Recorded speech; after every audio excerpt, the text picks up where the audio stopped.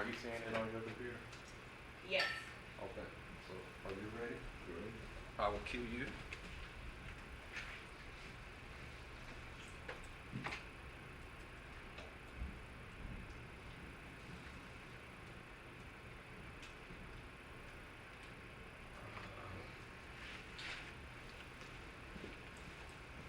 Is it all right if we turn the light on? That's fine. Until we get to your presentation? That's fine. All right.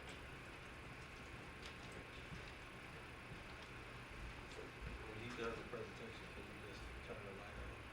Oh, okay. Because I can't see him. Okay. Yeah, so just make sure you turn that light off Turn it off. when he does the presentation.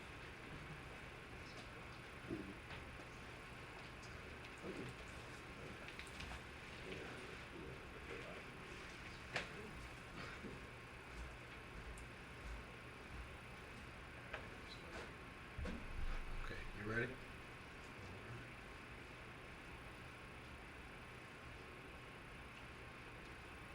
Good morning and happy Friday. Welcome to RTP, Retirement Transition Planning. We're a small firm, a consulting firm, but we're doing big things. We help employees transition from group health insurance to Medicare, and we also help employers change their health insurance and reduce their health insurance costs. Health insurance today is out of control. So we bring new ways of controlling your health insurance costs, and we also help employees manage their health insurance as well. Before we get started, let's meet our team. They say if you want to be successful in business, you have to surround yourself with smart people. And we're fortunate to have three very, very smart individuals who are part of RTP. First, I'd like to introduce Charmaine Glenn. Charmaine is our vice president. She's responsible for compliance. She makes sure that we're not getting in trouble or saying the wrong things or doing things that we shouldn't be doing. Charmaine makes sure that we're meeting all our compliance requirements. Charmaine? Okay. Charmaine is a very quiet individual. She doesn't like to speak much, but she carries a big stick. She does an excellent job with our compliance, and also a lot of the administrative things that we do, Charmaine is responsible for. Next, we have our business liaison, and this is Rosalind Smith. Rosalind has been an HR director for several years. She's worked for several Fortune 500 companies, and she speaks your language. Being an ex-HR director, Rosalind can come in, sit down with you or your CEO, and she can give some good recommendations to help your employers with health insurance costs. So, thank you, Rosalind, for what you do. Would you like to say a few words? Okay. Okay.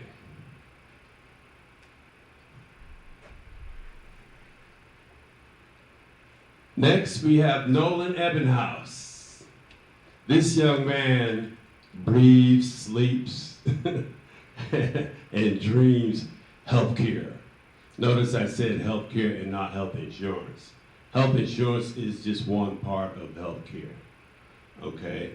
And Nolan is an expert on all of the new things going on with healthcare. He's going to talk to you about a new product called ICHRA. And actually, Nolan was talking about ICHRA even before. Before it was cool. Even before we knew about it. So we're fortunate to have him. We're going to let him say a few words. Sure, yeah. Yeah, happy to have you guys here today. And as far as I can tell, it really is just a matter of not every solution is right for every problem, and not every problem is right for every solution. So for us, it's really going to turn into, can we maybe kick the tires, look under the hood, and see if an ICHRA, an individual coverage health reimbursement arrangement, which we're going to talk about a little bit more in a minute, is a good option for you and your employer group moving forward. And I think you might find that it's worth taking a look so that we can limit costs and make more options available to your employees. So, yeah. And by the way, Nolan is a part of the Hovis and Associates organization, and they are our marketing and support team. If we run into any issues with health insurance, any questions that we need answered, if we don't have the answer, Hovis and Associates, they will provide those answers for us. And Nolan is a young man that 9 out of 10 times, he will give us the answers that we're looking for. So we're real fortunate to have you. Thanks, Nolan. My name is Rich Miller, and I am the president of RTP. I've been a business consultant for over 30 years. As a business consultant, part of my job was to go into car dealerships around the state of Indiana, also parts of Michigan and Illinois. And I would analyze their financial statements and give them recommendations on fixing and improving their fixed operations. So that's what I did for several years. I was a consultant for Ford Motor Company. I still go into car dealerships today, but I'm no longer helping them with fixed operations. When I go into car dealerships today, we help them with health care. Okay, notice I said health care, not health insurance. Health insurance is just one part of health care. One of the main things that we do, we take Medicare off of your plate. There are a lot of HR directors, a lot of folks who work in HR that stay away from Medicare. And they stay away from discussing Medicare because it's gotten so complicated. It changes almost every day. So if you are a CEO, if you are an HR director, and you need some help answering your employees' questions about Medicare, then please see us, RTP. Okay, let's talk a little bit about navigating healthcare in 2026. For those of you who've been paying attention, healthcare is a big issue right now. Our government is shut down right now because of the healthcare issue. Healthcare keeps evolving. This stuff changes every day. So if you are a CEO of a company and you are looking to control costs, if you're an employee and you need assistance with selecting a health insurance plan, that's what we do. We keep employers informed about evolving health trends. We help identify and implement cost-saving strategies. We streamline administrative processes, and we conduct in-person and virtual seminars like we're doing right now.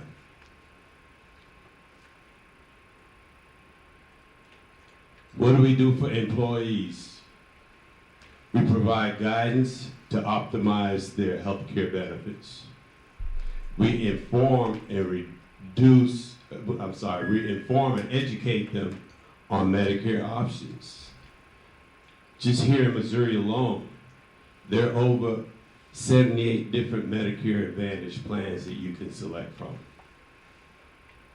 And there are over 100 Medicare supplement plans. So think about this. One of your employees who's getting ready to retire, he has to choose one of 178 with no knowledge about Medicare whatsoever. So For the employees, we help them with that. And we help them avoid costly Medicare penalties. If you do not apply for Parts B or Parts D at the appropriate time, you will be penalized for life. Okay? So we help your employees avoid Medicare penalties. And we also conduct seminars. The current landscape. Premiums are projected to increase from 6.6% to 9%. And I know if you've been watching television, you've been hearing about this. Premiums are going to go up. We don't know what's going to happen November 1st. We hope that the government and our Congress can get things handled, but it's a very likelihood that premiums are going to go up. Organizations are struggling to control costs. Employees feel financial strain.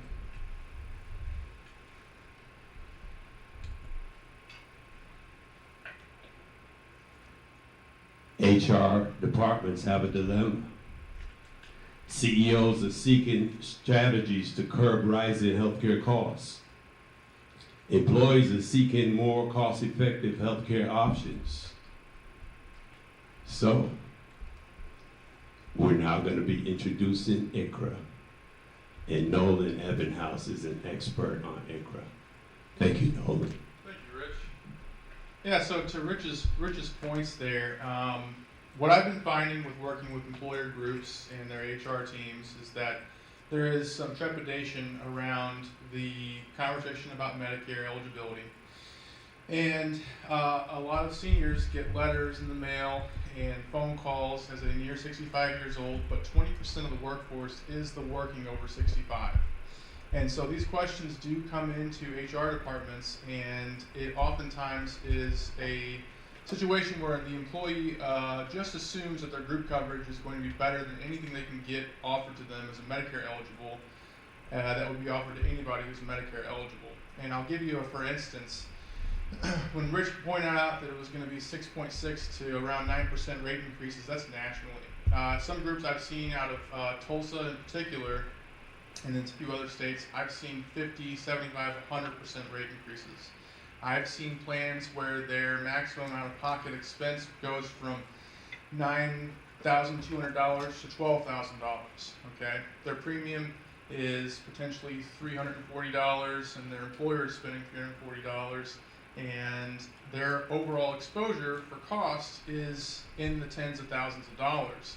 And they think that that's going to be their best path forward as an employee because, like I said before, that assumption that your employer group plan is best is pervasive.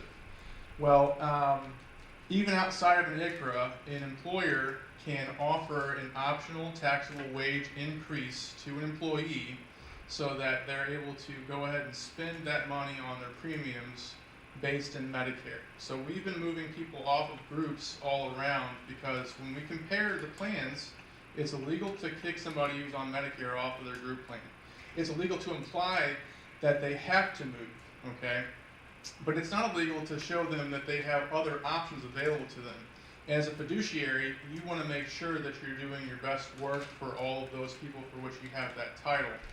And if you are self-insured in particular, you have a lot of liability around not making great choices for folks. There's people that are getting sued because of pharmacy benefit managers and not being able to look at for potentially rebates and things like that. That's causing a lot of headache. But inside of an ICHRA, it's an individual coverage health reimbursement arrangement. There has been a 1,000% increase in growth since 2020 when it was launched. And that trend will continue to happen. Just as a frame of reference, 40 years ago, they introduced something called the 401k. Okay, so before that, we had the pension or the defined benefit model. And that, of course, is largely doesn't exist anymore because people are living to older and older age. And so if you worked as a machinist, for instance, and then you haven't turned a wrench in 20 years, but you're living until 90, 100 years old and being paid $4,500 a month in a pension, it's breaking the backs of the employers. Well, around the time that they released the 401k, employers balked at it. They said, you expect our employees to choose their investment strategies for themselves? It will never happen. They'll never go for it. Well, what's happened today? There are no pensions unless you work for certain companies. It's very rare. Instead, you have a defined contribution in a 401k. And everyone goes to their Fidelity account and they speak with an advisor and they pick their investment strategy. Think of an ICHRA like the 401k for your health plan, okay? The employer has a defined contribution, so they'll match an employee's contribution, let's say 6%. The employer gets to have an understanding of how much money is going to come out of their war chest in order to incentivize employees to stay with the company, come to the company, and all of that. So I'll tell you when to skip next. So where we go. And it's the same way inside of healthcare. If I'm a self-insured plan, then I have exposure to the risk that happens in the plan. So if I have 30 people on my plan and 10 of them are in the millions of dollars in claims, I'm on the hook for that expense, okay? Not only that, but if I'm fully insured and I have a lot of claims, that will find its way into the calculation for my rate increase in the following year. So employers are having a very difficult time projecting their long-term costs. An individual coverage health reimbursement arrangement allows for them to smooth out that cost and project years in advance how much they're going to spend on their second largest budget line item, which is health insurance costs for their employees. So how it works is an employer will set a fixed amount that they will give to employees to spend for a plan. Okay, it's basically like cash for coverage. And there are multiple different ways that you can do that, and we would help you navigate that process in order to select what would be compliant amount of dollars to spend on that cost. Employees can choose their own ACA compliant plans on or off exchange. The insurance carriers are making more and more plans available that mirror group plans off exchange. When an employee picks a plan that's off exchange, it's tax advantageous for both them and the employer. If they choose a plan on exchange, it's only tax advantageous for the employer. But that's getting a little into the weeds. We would help navigate that for your company, okay? And beyond that, I often ask people, is the 27-year-old employee who's very healthy, doesn't have any particular medical needs, should they be on the same plan as maybe a 56-year-old employee with COPD? Probably not, but oftentimes the younger employees are subsidizing the older employees through premiums. And so it causes frustration and ultimately has a limiting effect on their choices. Reimbursements, as I mentioned earlier, are tax-free for both the employer and the employee, and most of this is built off exchange, which is something that's a distinction you don't even know about, but we would definitely help you navigate through that process. And when it comes down to predictability, you can say, okay, I know I'm going to spend $500 per employee per month, and then next year I'll maybe throw in a 10% increase on that or less, but you're not going to end up in a situation where you have no idea what's going to happen in the years to come. And when you think about risk pools, if I have a group of 100 people, that risk pool is very shallow. Whereas if I have somebody on a marketplace plan, there are millions of people on those plans, and so the risk is smoothed out amongst way more people. So the average rate increases that come in the individual market are much smaller than the rate increases on small employer group plans. Okay, the next one. So, as far as it goes, it's one way to look at it is that your employer, for instance, takes you out to lunch and they give you a set menu, and you can choose the burger, you can choose the salad, or you can choose the roasted chicken. That's traditional group benefits now.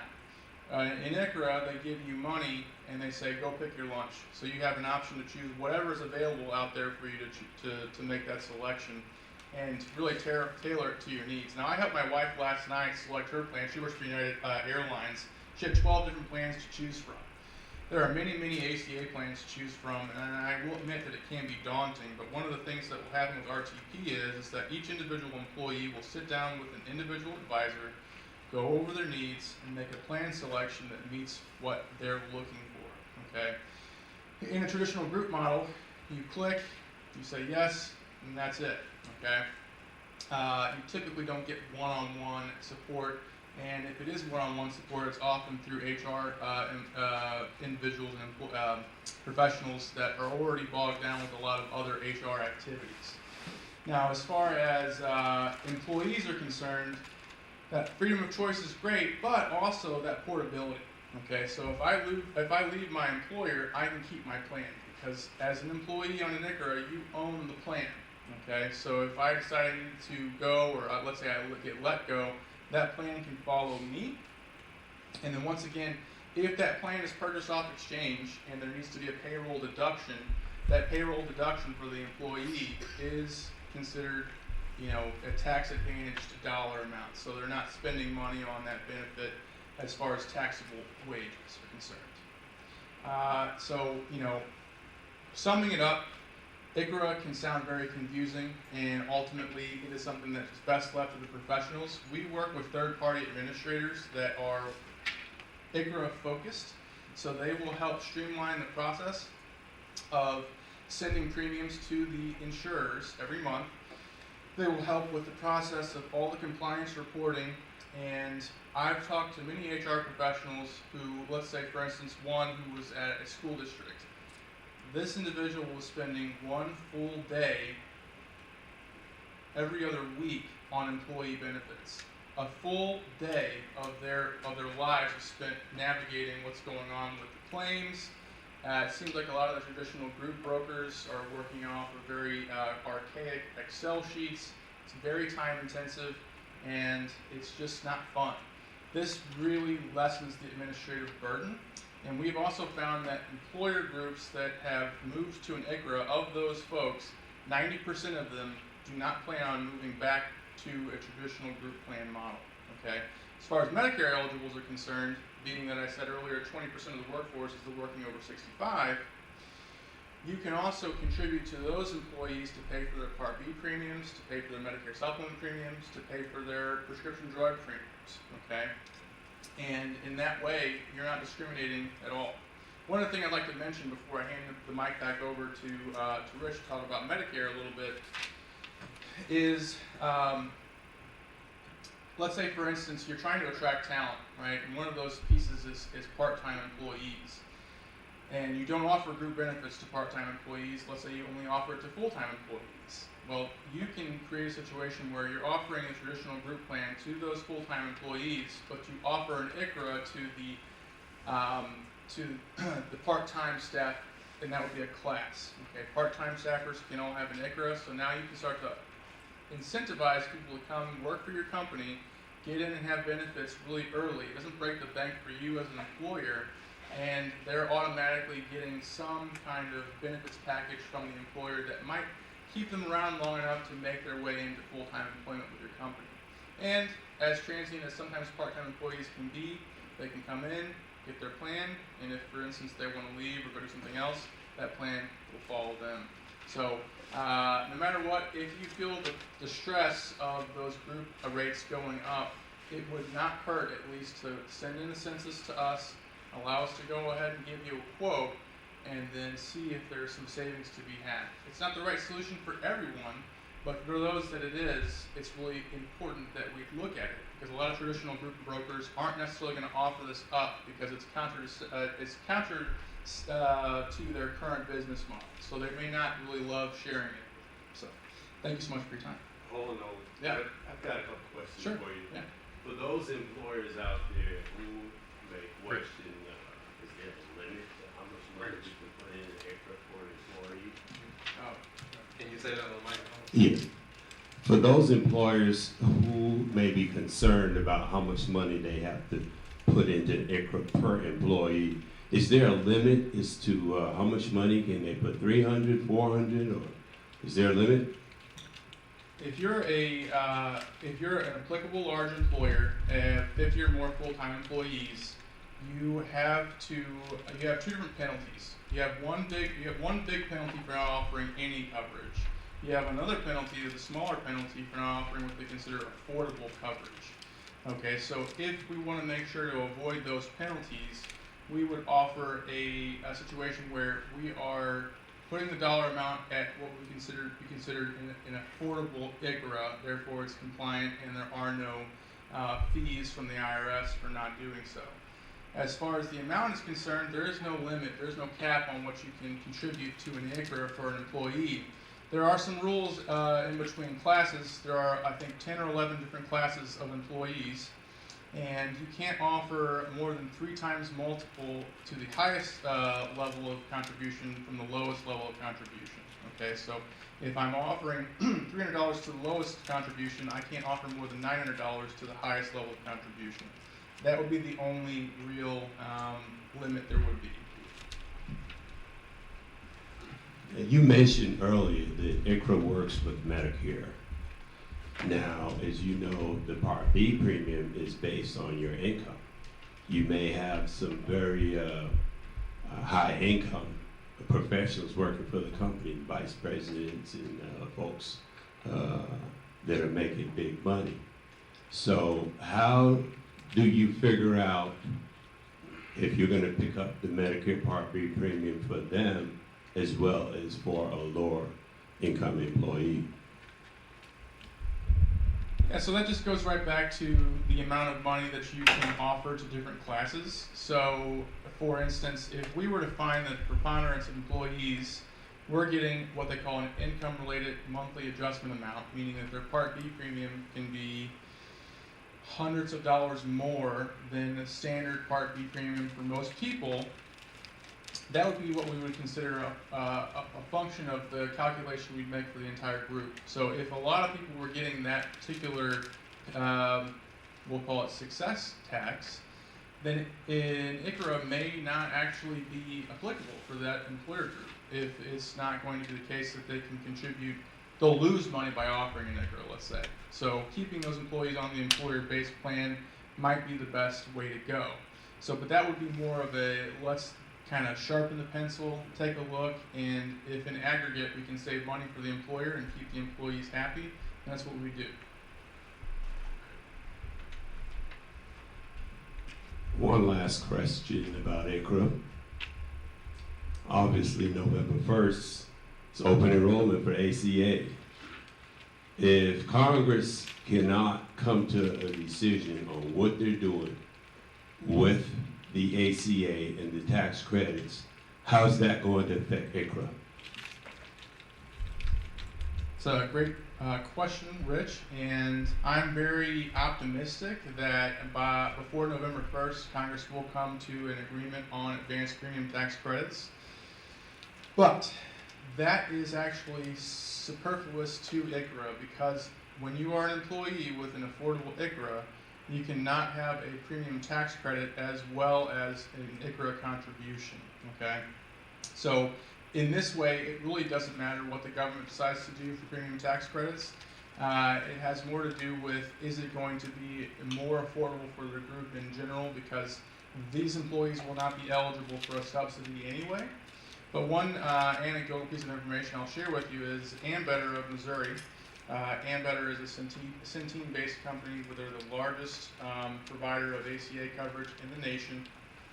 Ambetter, Missouri was more profitable than they were allowed to be by regulation by the tune of $1 billion, okay? Crazy to say, it was only Missouri. They were more profitable by $1 billion than they're allowed to be. You have to spend a certain percentage of your overall income or premium on health care costs. So that meant a lot of Ambetter members didn't really use their services. So they had to rebate $1 billion back to the members in Missouri. Because of that, for instance, in Missouri next year, it is slated that Ambetter will only take a 1.9% rate increase, which is far, far lower than most group plans have been taking year over year. And with all that being said, I'm very hopeful that before November 1st, we will get a determination on that will be continuing those enhanced premium tax credits. because there's midterms coming up, and that's just how this thing usually goes. Okay. Thank you, Rich. Thank you very much for the breakdown on ICHRA. For those of you who are out there live streaming, please text or email your friends, your employee partners, and have them tune in so that they can see what's going on with these different health insurance options.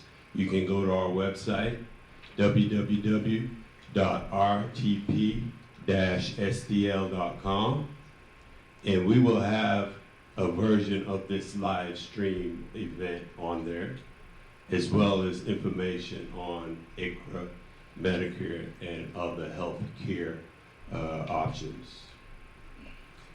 Now, let's talk a little bit about Medicare updates for 2026. And there are quite a few. Medicare is pretty much what myself and Charmaine, we have been consulting on Medicare for over 20 years. And we know this stuff pretty well. Problem is it keeps changing every day. Every day, every hour, there's something new going on with Medicare Advantage, Medicare supplements, and I'm saying that to say that if you're an individual or if you're a company, you need someone to keep you appraised of what's going on with all of these changes. Let us be your advocate, RTP. Okay? Let us be your advocate. If there are any changes to Medicare, if there are any changes to group health insurance, that's what we do. Years ago, you could wing it and try to figure this stuff out on your own. You shouldn't do that right now. Healthcare and health insurance has gotten so complicated, and it changes every day. They're changing the goalposts, and when they do, you need to know. Yeah, just to make a couple of points about that. For instance, 3 days before the annual election period started this year, we got a note that HealthSpring, which is formerly known as Cigna, will no longer be in BJC's network. We got a note, for instance, the day before AEP, that said that Aetna is in contract disputes with BJC. So it is really something that's a moving target. I see a face of shock out there. We're hopeful that at least Aetna will go through that contract negotiation and come out the other side still in network. But to Rich's point, it is a moving target. And one thing I wanted to point out too is that, as an employer, if you're paying for the medical costs of your employees, it used to be that simple things, minor things were inexpensive to fix or treat, and that big things were expensive to treat. These days, middle of the road issues, health concerns can be very expensive. There is a gout medication that costs $35,000 a month. As an employer, you have to be aware that that's something that's going to impact your bottom line. And so it's easy to sit and do nothing and then just take whatever comes, but when your employee decides to transition into Medicare, the support doesn't stop with the initial enrollment. The support never stops, because we will help investigate plans on a yearly basis to make sure that whoever we work with from your employer group is going to be a savvy consumer of their health care and make choices based on having the lowest possible drug costs and the highest possible access to quality care. And usually, I would say that people are very supportive and happy that we're there to support them and help them. So. Okay. Thank you, Nolan. In the slide previous to this, Charmaine, can you take it back one slide? These are some of the changes that you're going to see for Medicare this year. Some plans now require referrals to see a specialist, and there are a lot of folks that are concerned about that. You have doctors that have 2,000 patients Do they have time to give you a referral? If you send an email to them or call, request one? What if it's your illness is something that's very urgent? Do you want to actually wait to get a referral from a doctor? What if you have a specialist that you prefer and that specialist is not in the network? So a lot of folks are concerned about having to have referrals to see a specialist. Some prescriptions have been removed from formularies, and this is a very important one. Years ago, you can pick a Medicare plan based on the dental coverage, vision, hearing, whether or not you have over-the-counter benefits, but you can't do that anymore. You can't pick a Medicare plan like that anymore. The most important thing when you pick a plan is whether or not your prescription's on that formulary. I have a client that he has an injectable that he has to take every month. The plan I put him on last year covered that injectable. It happened to be a Part B prescription, so he had protection from the maximum out of pocket. This year, that same plan will not cover that prescription for him. That's important. Whether or not he's getting money for dental, vision, hearing, or being able to go to his preferred gym, that's not as important as that injectable prescription. So Charmaine and I, before we pick a plan for our clients, we make sure that we check each and every one of their prescriptions to make sure that they're on the formulary. We also make sure that their doctors and specialists are in the plan that we select for them. This is open enrollment for Medicare. You're going to see a lot of ads on TV. A lot of the companies that you see on TV asking you to call in and switch your plan, or they can pick the best plan for you.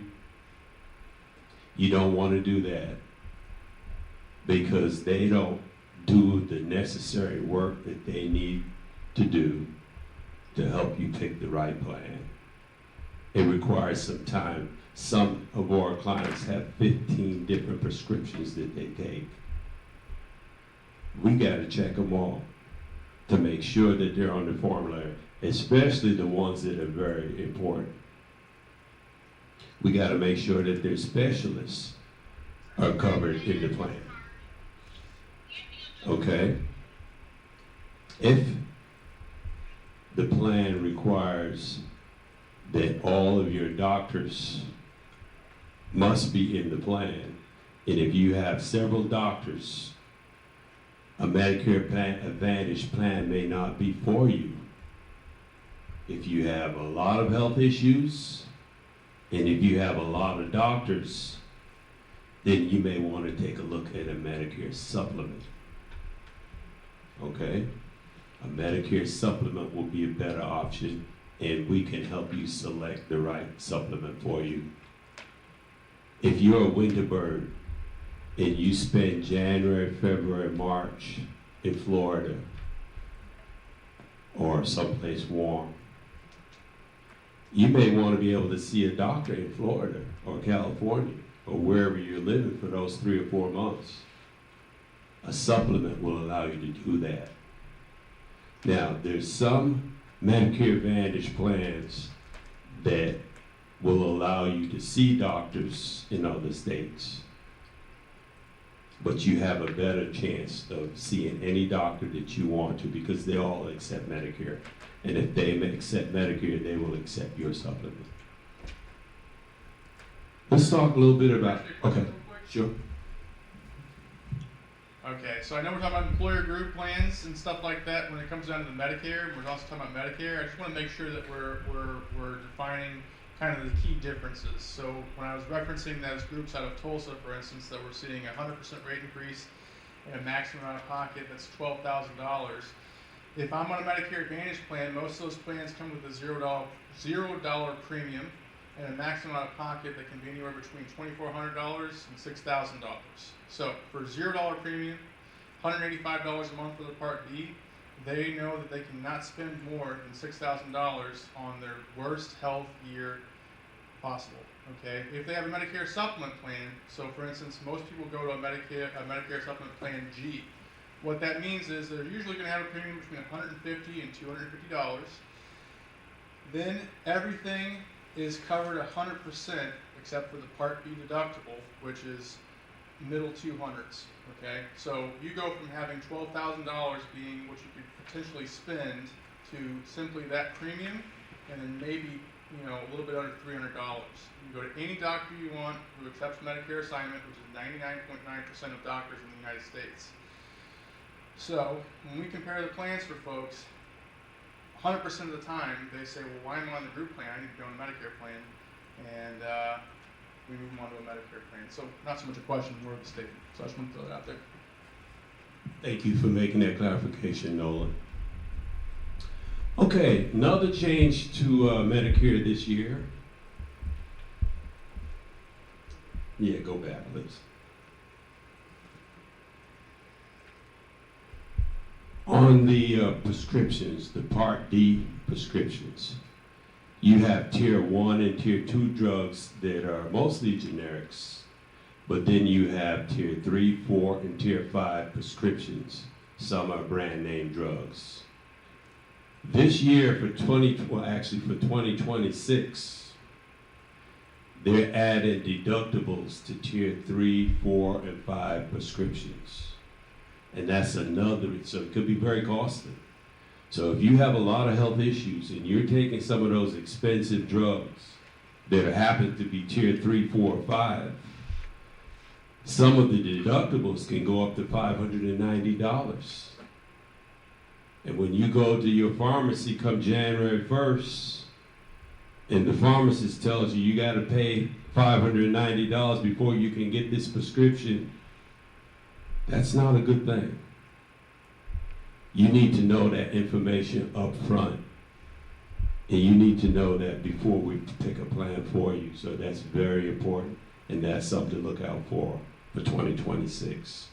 Whether or not your prescriptions are Tier 3, 4, and 5. Some Medicare supplements may arise by upwards to 20%. And that could be a pretty big increase.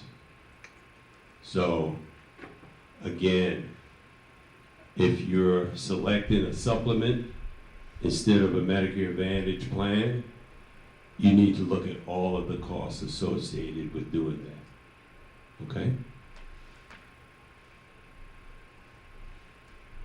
For those of you who are not familiar with the 4 parts of Medicare, here they are.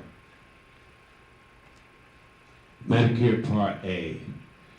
When you look at a Medicare card, that red, white, and blue card, it has 2 parts on it, Part A and Part B. These are like bank accounts.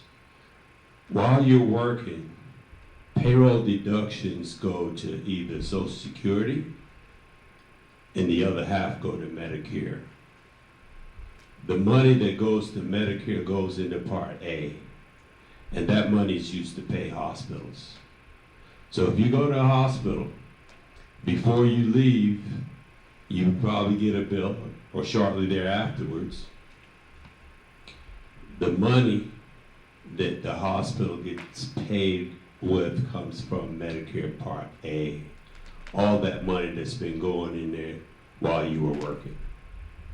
And then there's Part B.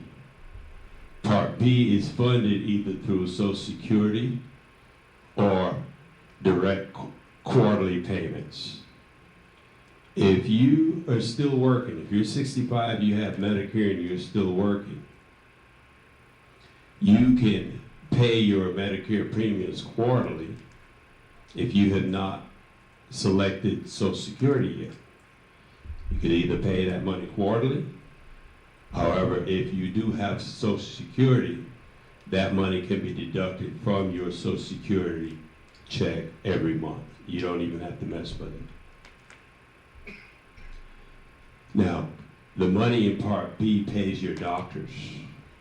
When you go see your primary care doctor, if you go see your specialist, after you leave, they file a claim with Medicare. And Medicare will pay them with the money in the Part B bank account. Then there's Part C and Part D. In 2006, Medicare Advantage added 2 more parts to Medicare, Part C and D. They refer to it as Medicare Advantage. Part C are benefits like dental, vision, hearing, over-the-counter, transportation benefits, and even fitness. I happen to have a Medicare Advantage plan that will allow me to go to either Planet Fitness, or I can go to that nice one in Frontenac, Lifetime Fitness. I can go to several other fitness organizations free of charge.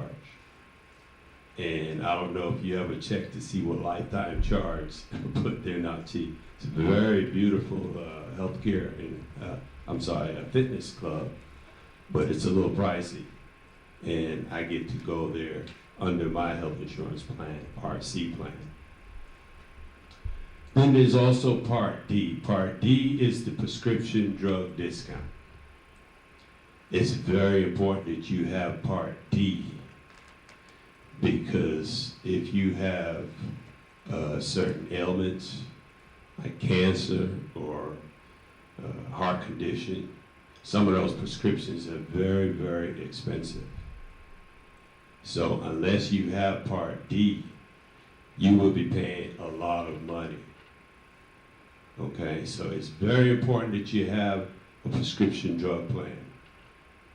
For 2026, they've eliminated several Part D plans, and the few less that are left are pretty costly.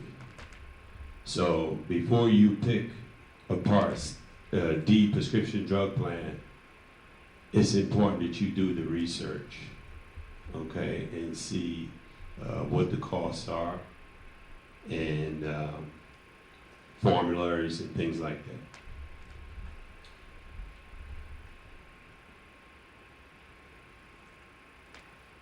There are additional Medicare costs that you need to know about. The Medicare deductibles, Part A, $1,676 per benefit period. Part B, $257 a year. Part D, maximum to $590 per year. And then premiums are based for most people who are 40 and who put in 40 quarters of work, they only pay $185 a month. Now Part B, that Part B premium is based on your income. So if you are a high income person, a vice president or somebody making a lot of money, $1 million a year, your Part B premium could be as much as $500 a month compared to someone who's making less than $80,000 a year who would only pay $185. So the Part B premiums are based on your income.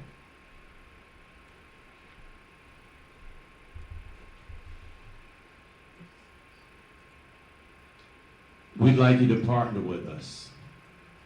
Let RTP help you simplify health care. Now notice we didn't say health insurance. Health insurance is just one part of health care. And that's what we do at RTP. We help you simplify health care. Obviously, we help you with health insurance because that's a big part of what we do. But we care about you, okay? So that's what we do at RTP.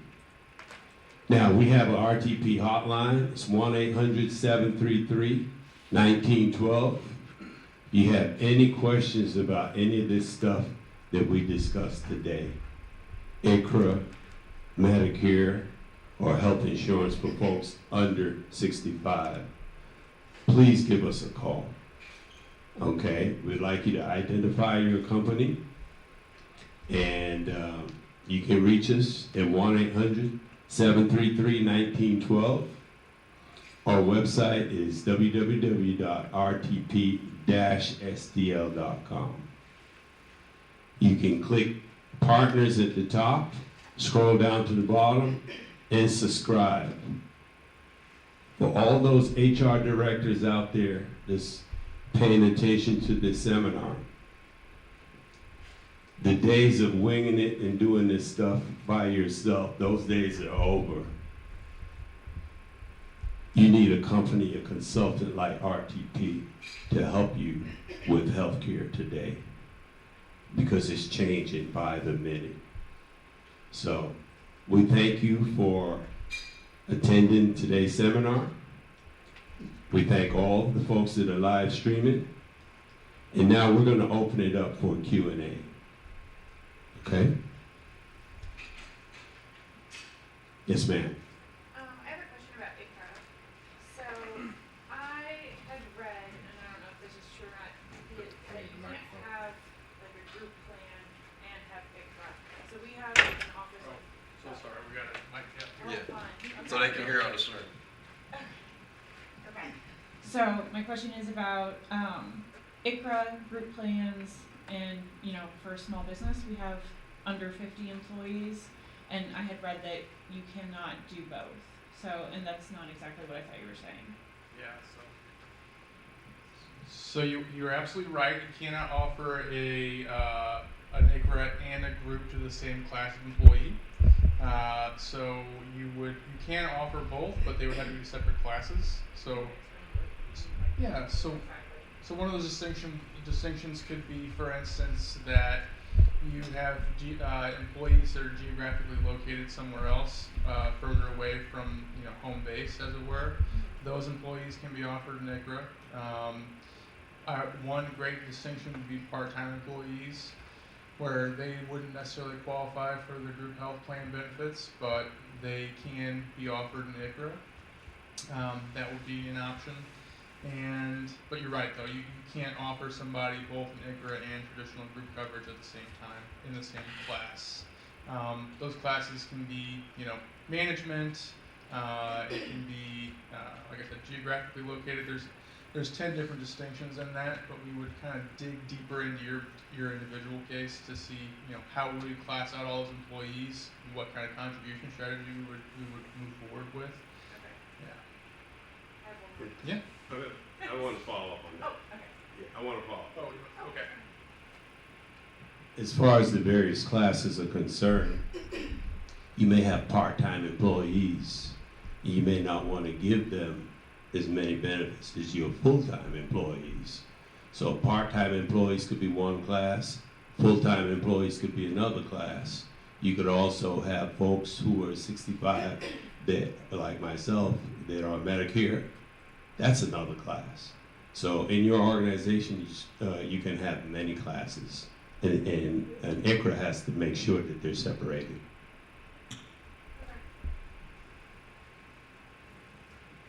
And then my other question is the reimbursements that go back to those employees.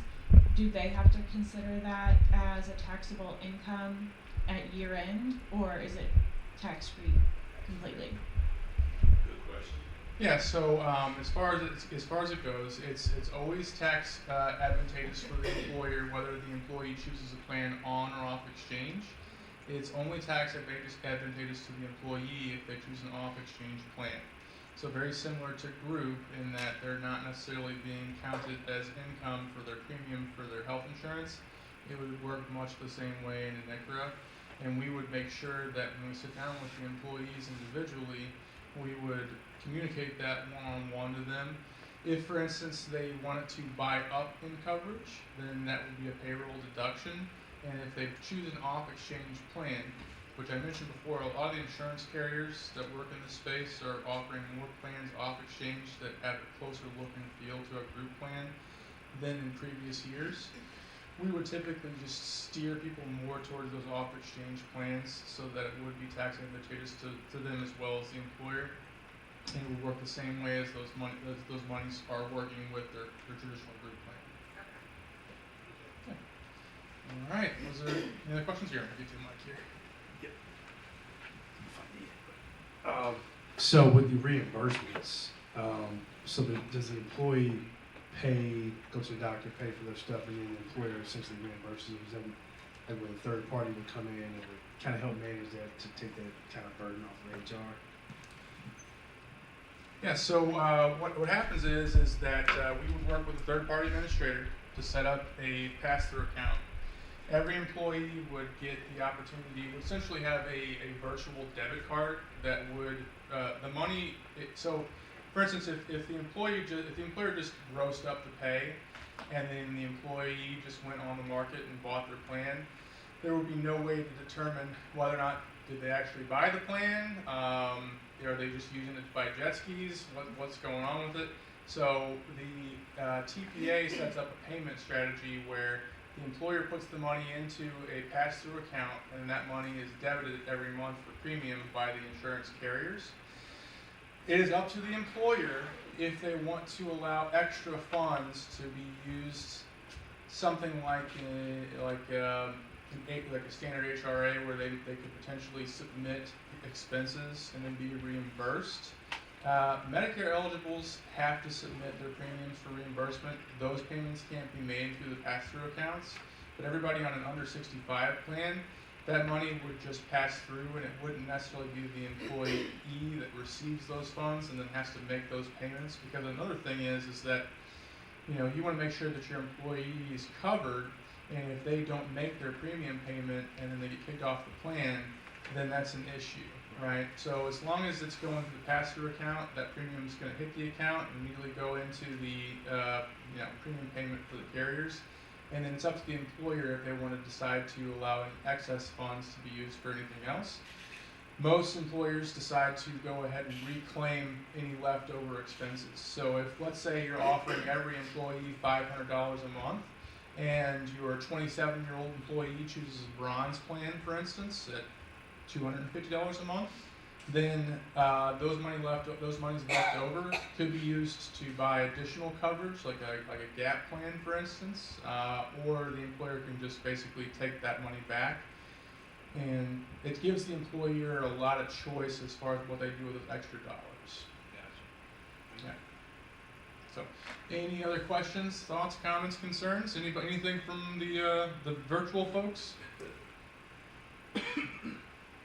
Nothing from the virtual folks yet, but I have a question as an HR professional.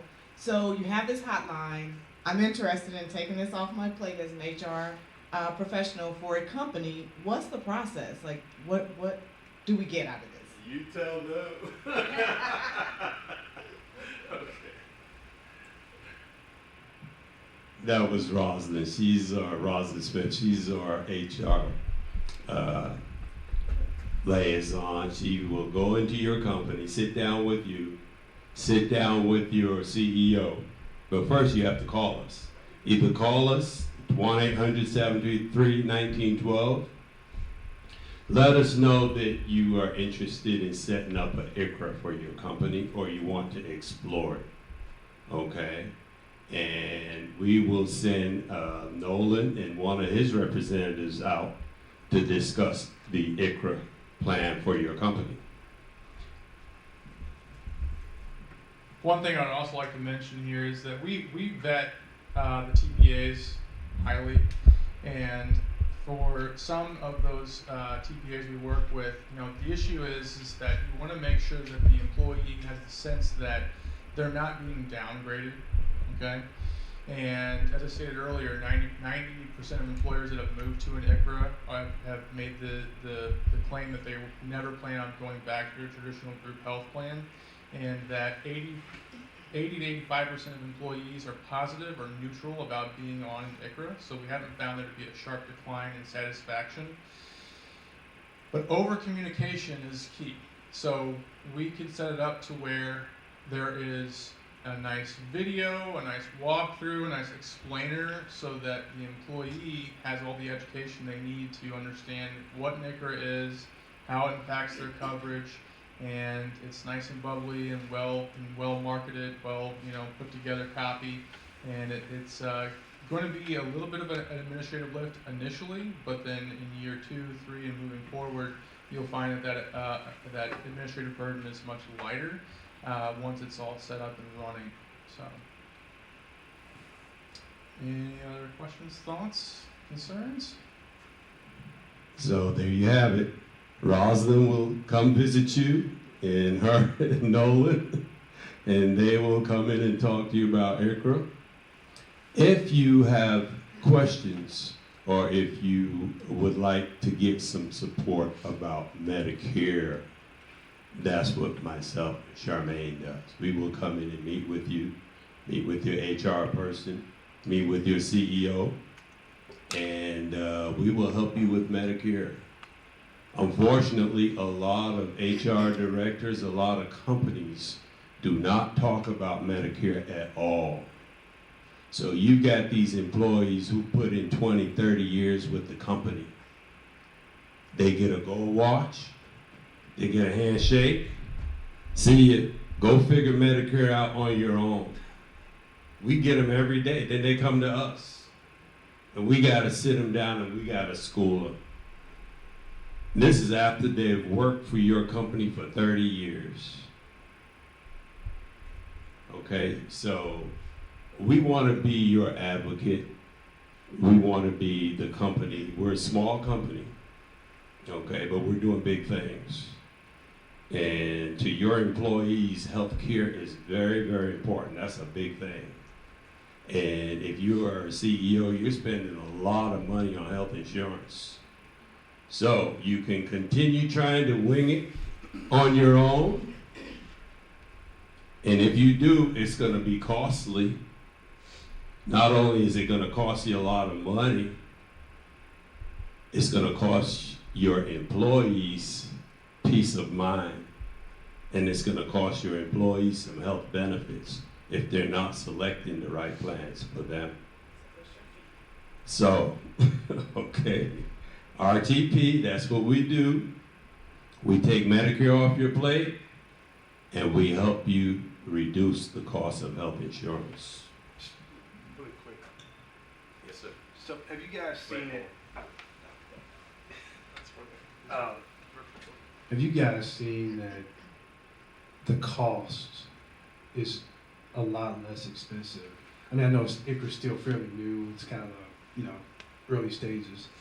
But what are you guys seeing kind of just early projections maybe in like the cost to employer versus, traditional group versus, ICHRA? Is it? Any data? Is there any data out there on it? Yeah, so if you'd like to make a note of this, and I'd write this one down, okay, there's something called an IDEON heat map, IDEON, and you just Google IDEON heat map. It'll take you all the way back to 2017. The map is a heat map of green and purple based on a county. Those areas where it's darker green means that the average rate of an individual plan is lower by a certain percentage than the average rate for that individual on a small group plan. In areas where it is still purple, that means that the average rate for a person on a small group plan is going to be more advantageous than on the individual marketplace.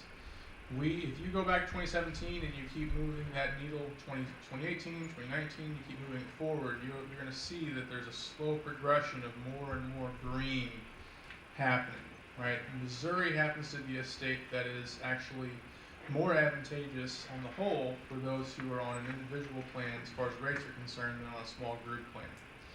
That equation might change a little bit in 2026. We're still waiting to see what's going to happen with certain things and what rates are going to look like. But I fully expect this trend to continue.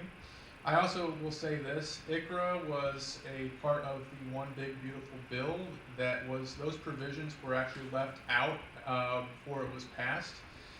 But some of those provisions were that you could offer both group and ICHRA to the same employee, for instance. they were also potentially going to add a $100 per employee per month tax credit for the employer for offering an ICHRA. And then on year 2, that would drop to $50. Okay, well, it's moot because that didn't actually make its way into the final version of the bill. But Republicans and Democrats alike are both supportive of ICHRA, and they plan on changing the name to Choice. I somehow prefer ICHRA, although I think Choice kind of speaks to it a little bit more clearly. There is both a bill in the House and in the Senate right now, and they mirror each other, and they're trying to pass those ICHRA provisions. I think it's very possible that ICHRA could be one of those functions of working across the aisle that actually might move things forward for, healthcare in the coming years. And the Office of the Government Budget Office has projected there to be about 2 million people on an ICHRA come 2030. Right now, there's a little bit over 170, 180 million Americans on traditional group plans. And it's not going to be the right case for everybody in every instance, but I think what it really comes down to is that if we know that our current situation is either untenable or less tenable than we would like, there is no harm in having getting a quote, sending in a census, and seeing where there are potential wins. There was a hospital system, I think it was in a northern state. They were getting ready during the COVID years to go out of business. They ended up moving their employees to an ICHRA. They saved so much money that they ended up buying up other hospital systems around them. There are now municipalities, for instance, that are moving towards ICHRAs. In fact, Ambetter employees, I think in the state of Indiana, moved all of their employees to an ICHRA. So they're really putting their money where their mouth is. They not only offer ICHRA as a carrier, they're offering it to their employees too. So once again, like I said, it doesn't hurt to kick the tires, look under the hood, we can sharpen the pencils and take a look. And if we find, for instance, that there is a benefit, it's going to cost less and to make your employees happy, then I think we could investigate, actually going ahead and pursuing enrollment. And then let's say in 2-3 years, things kind of level out with the group health plans. Nothing precludes you from moving back into a traditional group health model later on. And some of that claims data might no longer negatively impact the overall percent of premium that would normally impact when we're going on contiguous years. So, yeah. Well, there you have it. There are going to be a lot of changes to health care and health insurance coming very soon. We've got a situation right now where hospitals in rural areas are closing because these hospitals depend on Medicaid. We've got situations where clinics in some rural areas are closing because the clinics depend on Medicaid. So, we could have a situation where someone has to drive from southern Missouri all the way to St. Louis, 1 or 2 hours just to get into a hospital. That's not good. That's not good. Some of these things we have very little control over. It's up to Congress. But we're going to inform you of the areas where we can help you. And those areas are things like ICHRA, Medicare, and other health care options. The healthcare business it's changing so fast. Here's an example of something that happened to me personally at the beginning of the year. I got a letter from my doctor, my primary care doctor. Now, he's been my doctor for over 15 years. And the letter stated that, Rich, in order for you to continue seeing me, I will now be a concierge doctor. I've started a concierge service.